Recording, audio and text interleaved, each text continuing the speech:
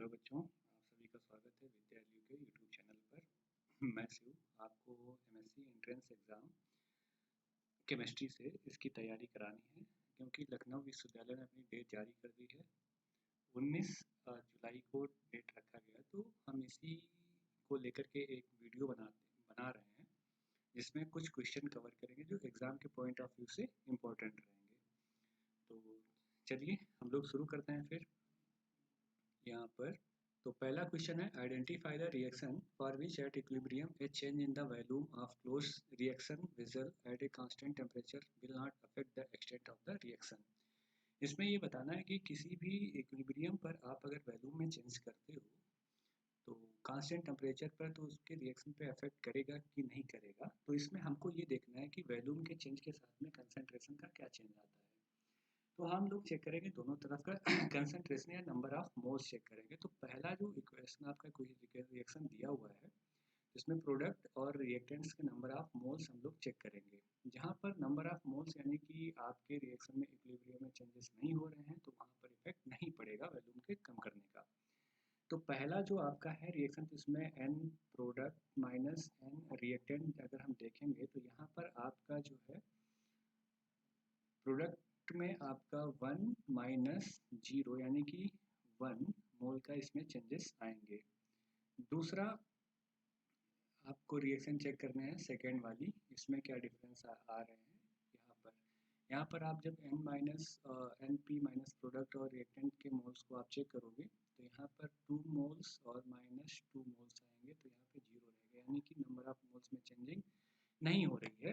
तो आप देखोगे तो यहाँ पर ओवरऑल इफेक्ट नहीं पड़ रहा। बाकी यहाँ पर आप देखेंगे n p minus n one यानी कि प्रोडक्ट का 1 है, और यहाँ पे 2 यानी कि माइनस 1 आएगा, यहाँ भी चेंजेस होंगे। और इस वाली रिएक्शन में आपका 1 माइनस 0 यानी कि 1, यहाँ पे टोटल ओवरऑल दोनों सारी रिएक्शन में चेंजेस हो रहा है, लेकिन आपका जो ऑप्शन नंबर बी है इस वाले ऑप्शन में चेंजेस नहीं हो रहे, तो यहाँ पे आपको टिक करना है बी ऑप्शन। ठीक है, तो फिर हम लोग इसके साथ में बढ़ेंगे नेक्स्ट ऑप्शन पे। नेक्स्ट क्वेश्चन पे हम लोग चलते हैं। नेक्स्ट क्वेश्चन जो है हम लोगों का ये क्वेश्चन आता है कि आपको दो दिए हुए हैं कॉम्प्लेक्स कोऑर्डिनेशन कंपाउंड्स दिए हुए हैं, तो इनमें बताना है कि इनमें किस टाइप की आइसोमेरिज्म है, या किस ये दोनों जो आपके कंपाउंड्स हैं ये किस टाइप की आइसोमेरिज्म शो करते हैं। ठीक है, तो पहला है आयनाइजेशन आइसोमर। जैसे आप देख रहे हो कोऑर्डिनेशन स्फीयर के बाहर इसमें सल्फेट आयन और ब्रोमाइड आयन का चेंज हो रहा है। तो इसमें होता क्या है, जब कोऑर्डिनेशन स्फीयर के बाहर चेंज होते हैं तो पहले वाले में देखेंगे तो इस वाले कंडीशन में क्या होता है, यहाँ पर ये टेस्ट नहीं देगा, किसका, सल्फेट आयन का टेस्ट नहीं देगा, SO4 2 माइनस का। ओके, और ये वाला आपका टेस्ट देगा। तो इन दोनों में ऐसा क्या होता है कि जब कोऑर्डिनेशन ब्रैकेट के बाहर में चेंजेस होते हैं तो वहाँ पर आयनाइजेशन आइसोमेरिज्म होती है। ठीक है, तो इसमें ये वाला आपका ऑप्शन सही रहेगा ये। और लिंकेज आइसोमेरिज्म क्या होता है, जब आपके पास में कोई आपका कंपाउंड है जिसमें एक से ज़्यादा डोनर साइट्स प्रेजेंट होती हैं, जैसे NO है या फिर थायोआइसोसाइनाइड हो गया, इन सब में। और ऑप्टिकल आइसोमेरिज्म आपका बिल्कुल डिफरेंट केस होता है, जहाँ पर non super imposable mirror images, और उसके साथ साथ में उसमें क्या आता है कि आपके पास में प्लेन ऑफ सिमेट्री प्रेजेंट होना चाहिए, प्लेन ऑफ सिमेट्री प्रेजेंट होना चाहिए। ठीक है, तो यहाँ पर आपका सेकेंड वाला ऑप्शन जो है, फर्स्ट वाला ऑप्शन सही है। फिर हम लोग बढ़ते हैं नेक्स्ट पे। तो नेक्स्ट पे आपको तीसरा क्वेश्चन जो है इसमें बोला गया है कि आपको कुछ कॉम्प्लेक्सेस दिए हुए हैं, और इन कॉम्प्लेक्सेस में बताना है कि सबसे ज़्यादा मोलर एब्जॉर्बिलिटी किसकी होगी विजिबल रीजन में, जब इलेक्ट्रॉनिक एब्जॉर्प्शन स्पेक्ट्रा देखेंगे आप तक। तो इसमें जो मोलर एब्जॉर्बिलिटी होती है ये डिपेंड करती है आपका बियर लैम्बर्ट्स लॉ के अकॉर्डिंग, आप लोग पढ़े होंगे। इसमें होता क्या है कि मोलर एब्जॉर्बिलिटी होता है कि कोई भी केमिकल स्पीसीज जो लाइट को कितने एक्सटेंट तक एब्जॉर्ब करती है, तो इसको लॉ गवर्न करता है बियर लैम्बर्ट लॉ, और ये आपका होता है log I not by I और इक्वल टू ELC। यहाँ पर ये आपका होता है मोलर एब्जॉर्बिविटी और एब्जॉर्बिविटी, और ये आपका होता है पाथ लेंथ जो L है, ये पाथ लेंथ है, और C इक्वल टू आपका कंसंट्रेशन है, ये कंसंट्रेशन है आपकी। तो यहाँ पर हमको यही निकालना है, ये बियर लैम्बर्ट लॉ है। और इसमें एक चीज़ और होता है कि इसमें ये किन बातों पे डिपेंड करती है। एक तो ये डिपेंड करती है कि आपका जो डी डी ट्रांजिशन हो रहा है, ठीक है, डी डी ट्रांजिशन आपका स्पिन अलाउड, इनकी स्पिन सिलेक्शन रूल और Laporte selection rule, spin selection rule and Laporte selection rule, इन दोनों पे डिपेंड करता है, ठीक है, लेपोर्टे सिलेक्शन रूल। और तीसरा होता है आपका charge transfer spectra, charge transfer spectra. ये तीन चीज़ें देखनी रहती है कि जो भी आपके कॉम्प्लेक्सेस होते हैं उनमें मोलर एब्जॉर्बिविटी का जो क्रम होता है वो क्या रहेगा, आपको ये देखना है, ठीक है। तो इसमें हम लोग एक एक चेक करते हैं कि इसमें कौन कौन सा आएगा। तो पहला आपका जो ऑप्शन दिया हुआ है, तो इसमें क्या है कि यहाँ पर जो टाइटेनियम है आपका, यहाँ पर जो आपका टाइटेनियम दिया हुआ है, टाइटेनियम का TiH2O का होल 6 और 3+, कुल मिला के यहाँ पर जो है टाइटेनियम की यहाँ पर 3+ स्टेट है, यानी कि D1 स्टेट है। और यहाँ पर ऑक्टाहेड्रल है, ठीक है, ऑक्टाहेड्रल होगा तो इसमें डी डी ट्रांजिशन जो है लेपोर्टे फॉरबिडन होगा, ठीक है, लेपोर्टे फॉरबिडन होगा डी डी ट्रांजिशन, ठीक है। और दूसरा यहाँ पे सेंटर ऑफ सिमेट्री प्रेजेंट होगी तो स्पिन अलाउड होगा आपका। फिर दूसरा केस आपका आता है यहाँ पर निकिल का NiCl4, ये आपका टेट्राहेड्रल कॉम्प्लेक्स है, टेट्राहेड्रल कॉम्प्लेक्स। और टेट्राहेड्रल कॉम्प्लेक्स में जो है लेपोर्टी सिलेक्शन रूल नहीं लगता है, लेपोर्टी सिलेक्शन रूल आपका यहाँ पे अप्लाई नहीं होता है, रूल यहाँ पर अप्लाई नहीं होता है क्योंकि यहाँ पे सेंटर ऑफ सिमेट्री नहीं प्रेजेंट होती है, इसलिए ऐसा होता है। फिर नेक्स्ट केस आपका आता है क्रोमियम ऑक्साइड का, ठीक है, क्रोमियम ऑक्साइड का। ये भी आपका एक तो टेट्राहेड्रल कॉम्प्लेक्स है और इसमें जो है D0 कॉन्फ़िगरेशन रहेगा। और यहाँ पर होता क्या है, ऑक्सीजन से आपका इलेक्ट्रॉन का ट्रांसफ़र होगा तो ये आपका बनाएगा CD शो करेगा, यानी कि चार्ज ट्रांसफ़र। और जब चार्ज ट्रांसफ़र शो करेगा, लेपोर्टी फॉरबिडन होगा स्पिन, लेपोर्टी तो इसमें लागू नहीं होगा, दूसरा स्पिन अलाउड रहेगा। तो यहाँ पर चार्ज ट्रांसफ़र जिसमें होता है वो सबसे ज़्यादा इंटेंस कलर देते हैं, ठीक। फिर आपका Mn का जो कॉम्प्लेक्स आएगा MnH2, ये भी आपका क्या है, ऑक्टाहेड्रल कॉम्प्लेक्स है, ऑक्टाहेड्रल। यहाँ पे D5 स्टेट है और सारे के सारे डी जो ट्रांजिशंस हैं वो स्पिन फॉरबिडन होंगे आपके। तो जो भी है आपका ये वाला ऑप्शन सही होगा। तो हमको देखना है पीछे ये वाला, इसमें आपका ऑप्शन नंबर जो है C, यानी कि थर्ड में मोलर एब्जॉर्बिविटी आपकी सबसे ज़्यादा होगी, ठीक है। तो अब हम लोग नेक्स्ट ऑप्शन चलते हैं, पेयर पे। फोर्थ क्वेश्चन जो है, the pair of protein having heme core, इसमें से बताना है ऐसा कौन सा पेयर है प्रोटीन में जिसमें हीम कोर आपका प्रेजेंट होता है। तो हीमेरिथ्रिन, हीमोग्लोबिन और मायोग्लोबिन, इन दोनों में क्या होता है, हीम कोर आपका प्रेजेंट होता है, हीमोग्लोबिन एंड मायोग्लोबिन। इसमें ऑप्शन ये सही है आपका। हीमेरिथ्रिन और मायोग्लोबिन, हीमेरिथ्रिन में प्रेजेंट नहीं होता है, हीमोसाइनिन में भी नहीं होता है, ये सारे ऑप्शन इसलिए नहीं होंगे और आपका फर्स्ट ऑप्शन सही रहेगा, ठीक है। इस बात में आपको कंफ्यूज नहीं होना है। अब अगला चलेंगे, इसमें पूछता है कि आप बताइए शेप क्या है आइसोसाइनाइड का केस। तो इसका जो शेप होता है वो आपका होता है लीनियर। ये शेप कैसा रहता है आपका, लीनियर शेप रहता है। SCN माइनस का जो शेप रहता है लीनियर शेप रहता है, ठीक है।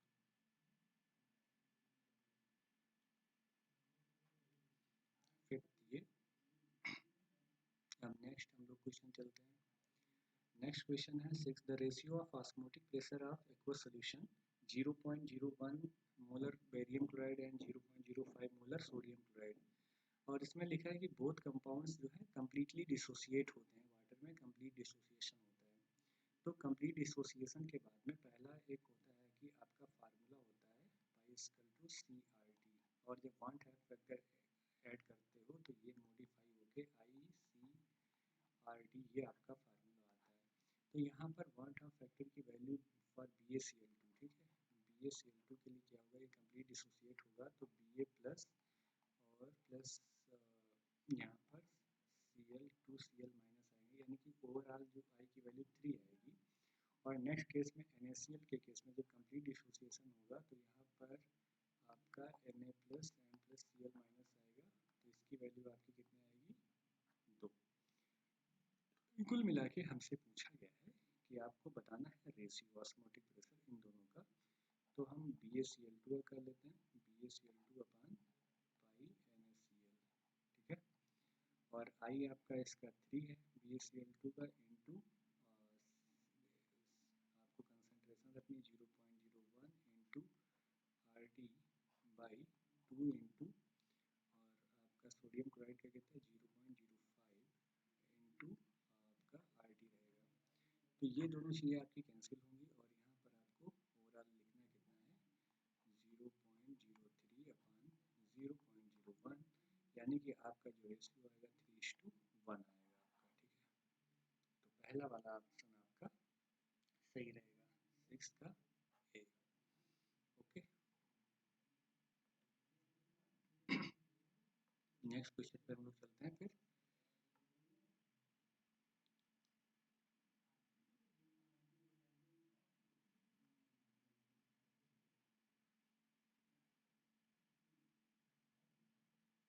हाँ, इसमें आपको एक सेल रिएक्शन दिया है P plus aqueous plus Q solid state P and Q plus EMF of the cell निकालना है। इसमें ई सेल इजकल टू 0, ठीक है।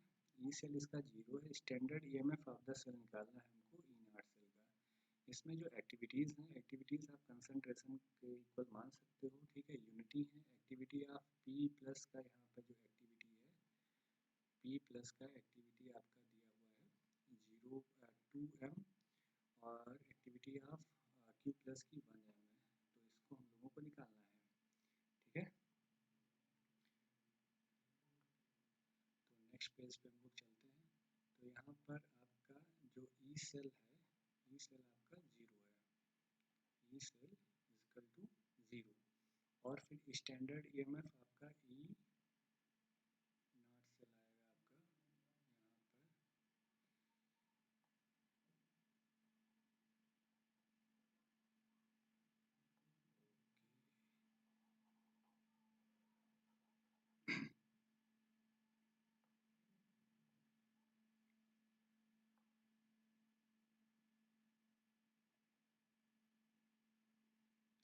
ई सेल इजकल टू 0। और स्टैंडर्ड EMF आपको निकालना है इसमें, ई नॉट सेल आपको ये फाइंड आउट करना है। तो जो फार्मूला होता है, एक्टिविटीज़ आपको लिखना है। P प्लस की एक्टिविटी जो है 2 मोलर है, और Q प्लस की एक्टिविटी जो है 1 मोलर है। तो इसमें जो आप फार्मूला लगाएंगे, E cell equal to E naught cell minus RT ln Q, ठीक है। ये आपको फार्मूला यूज़ करना है इस रिएक्शन में। चलिए, तो आप यहाँ पे रख दीजिए। ई सेल आपको पता है कि आपका 0 है, equal to E naught cell minus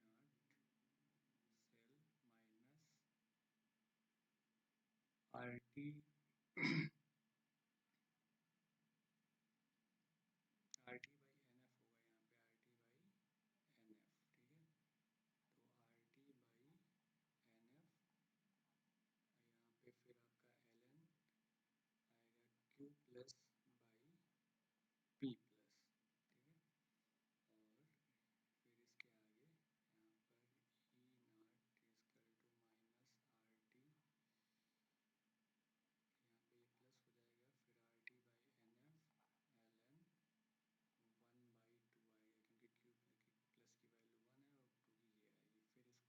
ये आएगी। फिर इसको जब आप ऊपर ले जाओगे तो यहाँ पर आपकी वैल्यू आएगी E naught cell equal to minus RT by N, 1 mole के लिए है तो N की वैल्यू क्या हो जाएगी आपकी 1 हो जाएगी। N की वैल्यू आपकी 1 हो जाएगी 1 मोल के लिए। तो बाई F ln 2, ये आपका आ जाएगा आंसर। तो पीछे हम लोग देखते हैं कौन सा रहेगा।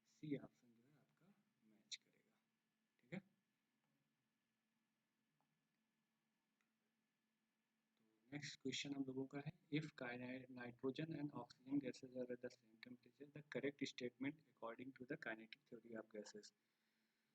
अगर नाइट्रोजन और ऑक्सीजन की जो गैसेज हैं सेम टेम्परेचर पे हैं तो इनके रिगार्डिंग आपको करेक्ट स्टेटमेंट आप बताना है। तो करेक्ट स्टेटमेंट इसमें लिखा है, average kinetic energy of nitrogen and oxygen molecule is inversely proportional to temperature. नहीं, इन्वर्सली प्रोपोर्शनल नहीं होता है, ये डायरेक्टली प्रोपोर्शनल होता है। काइनेटिक एनर्जी या फिर एवरेज काइनेटिक एनर्जी जो होती है आपकी होती है 3/2 kT। K इज कल टू आपका बोल्ट्जमैन कांस्टेंट और ये T आपका टेम्परेचर होता है, एब्सोल्यूट टेम्परेचर बोलते हैं, तो ये आपका गलत। तो फिर कह रहा है nitrogen and oxygen molecule the root mean square speed is equal to the most probable speed.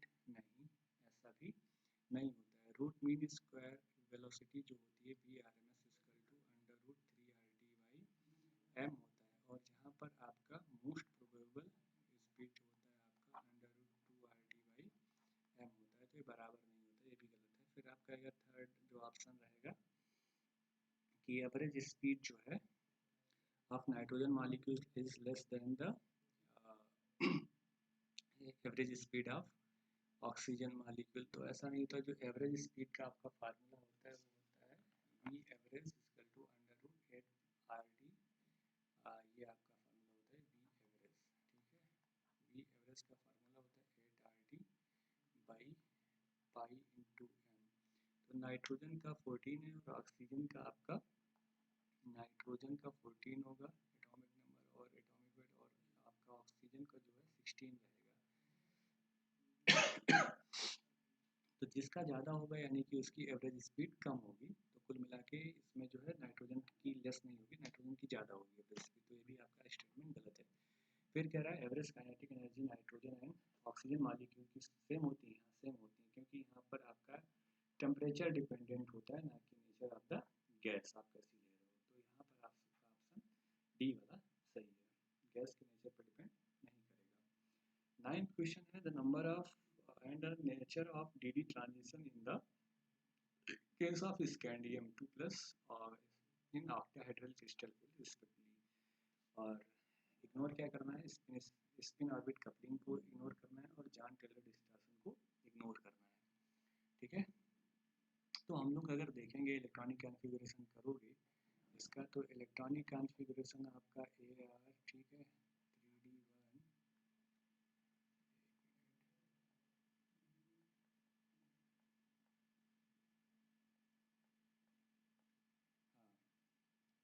मान लीजिए 1s2 2s2 2p6 3s2 3p6 4s2 and 3d1।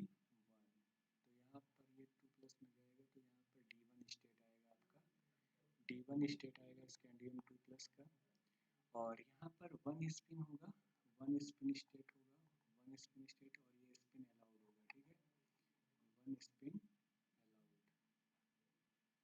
Okay. फिर यहाँ पर आएगा T2G लेवल आपका, T2G और EG, यानी कि EG लेवल हायर लेवल में होता है और T2G आपका लोअर लेवल में होता है। तो स्पिन अलाउड कहाँ से होगा, T2G 1 से आपका EG 1 में होगा आपका स्पिन अलाउड, ठीक है। लेपोर्टे फॉरबिडन होता है क्योंकि DD जो ट्रांजिशन होता है लेपोर्टे फॉरबिडन होता है हमेशा, क्योंकि उसमें सेंटर ऑफ सिमेट्री पाई जाती है, इसलिए, ठीक है, लेपोर्टे फॉरबिडन होता है। इसमें लेपोर्टे फॉरबिडन का ऑप्शन नहीं है, तो इसलिए हमारा 1 आपका रहेगा DD ट्रांजिशन और स्पिन अलाउड रहेगा, तो आपका पहला वाला ऑप्शन सही है। फिर नेक्स्ट क्वेश्चन आपका 10th क्वेश्चन चलेंगे हम लोग। 10th क्वेश्चन में क्या है आपके पास में, DD transition in manganese manganese का है, हेक्साहाइड्रेट कॉम्प्लेक्स, ऑक्टाहेड्रल कॉम्प्लेक्स है, और यहाँ पे आपका टेट्राहेड्रल कॉम्प्लेक्स है। इसमें बताना है, इसमें भी स्पिन ऑर्बिट कपलिंग और जॉन टेलर डिस्टॉर्शन को आपको इग्नोर कर देना है, ठीक है। तो Mn जो है, Mn का कॉम्प्लेक्स रहेगा MnH2O का होल 6 2+, ठीक है। यहाँ पर आपका जो रहेगा D5 कॉन्फ़िगरेशन रहेगा और ऑक्टाहेड्रल स्पीसीज है, ऑक्टाहेड्रल स्पीसीज है क्योंकि वीक फील्ड लिगेंड रहेगा, तो यहाँ पर हाई स्पिन होगा, वीक फील्ड लिगेंड होगा तो हाई स्पिन होगा, स्पिन होगा, स्पिन फॉरबिडन होगा और लैपोर्टे भी फॉरबिडन होगा, ठीक है। Spin forbidden, Laporte forbidden, spin forbidden and Laporte forbidden, ये आपका लैपोर्टे फॉरबिडन भी होगा, ठीक है। Laporte forbidden.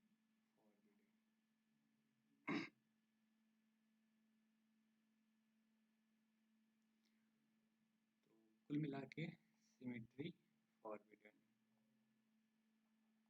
Symmetry forbidden, okay. और दूसरा केस आपका आता है इसमें टाइटेनियम का जो है टेट्राहेड्रल कॉम्प्लेक्स रहेगा, टाइटेनियम का टेट्राहेड्रल कॉम्प्लेक्स, और टेट्राहेड्रल कॉम्प्लेक्स रहने के साथ साथ इसमें क्या होगा, आपका सेंटर ऑफ सिमेट्री नहीं पाई जाएगी, लैपोर्टे सिलेक्शन रूल नहीं लगेगा, एसेंट्रोसिमेट्रिक होगा, ठीक है। और डी ट्रांजिशन आपका सिमेट्री अलाउड होगा, डी ट्रांजिशन आपका सिमेट्री अलाउड होगा,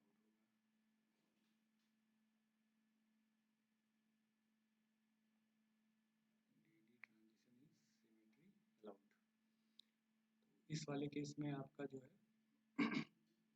ऑप्शन नंबर आपका सिमेट्री एक आपका रहेगा फॉरबिडन, एक आपका अलाउड रहेगा 10th वाले में। तो इसमें आपका symmetry forbidden and symmetry allowed, यानी कि आपका बी वाला ऑप्शन सही है।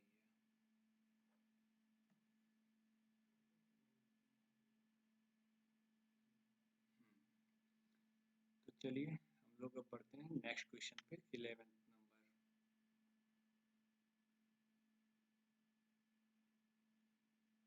क्वेश्चन नंबर 11, इसमें बताना है a pair of isosteric compound, isosteric compound कौन सा होगा आपका,